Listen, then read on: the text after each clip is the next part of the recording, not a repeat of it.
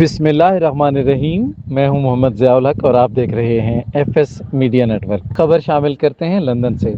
Chairman youth wing Europe, صدر استحکام forum Belgium راجہ محمد خالد نے اوورسیز پاکستان کنونشن کے موقع پر وزیر اعظم پاکستان محمد شہباز شریف کے اس جرأت مندانہ اور حقیقت پر مبنی بیان کا خیر مقدم کیا ہے، جس میں انہوں نے کہا تھا کہ مسئلہ کشمیر کو حل کیے بغیر نہ برصغیر میں پائیدار امن ممکن ہے اور نہ ہی بھارت کے ساتھ تعلقات میں بہتری کی کوئی صورت پیدا کی جا سکتی ہے۔ اوورسیز پاکستانی کنونشن کے موقع پر راجہ محمد خالد نے وزیر اعظم پاکستان محمد شہباز شریف کی تقریر کے دوران بھرپور نعرہ بازی کی۔ انہوں نے مسلح افواج پاکستان زندہ باد، field marshal general Syed Asim Munir زندہ باد اور وزیر اعظم پاکستان محمد شہباز شریف زندہ باد کے نعرے لگائے۔ جواب میں پورا حال نعروں سے گونج اٹھا۔ ان خیالات کا اظہار انہوں نے گزشتہ روز میڈیا سے گفتگو کرتے ہوئے کیا۔ انہوں نے کہا کہ مارکہ حق آپریشن بنیان المرصوص کے دوران field marshal general Syed Asim Munir کی قیادت میں مسلح افواج پاکستان نے انڈیا کے 6 جنگی طیارے مار گرا کر پوری دنیا کی آنکھیں کھول۔ انہوں نے مزید کہا کہ آپریشن بنیان المرصوص کی تاریخی کامیابی اور اس کے نتیجے میں بھارت کو ہونے والی واضح شکست کے باوجود مقبوضہ جموں کشمیر کی موجودہ صورتحال نہایت سنگین اور تشویشناک ہے۔ سبسکرائب کیجیے F S Media Network اور دیکھتے رہیے تازہ ترین تبصرے اور خبریں۔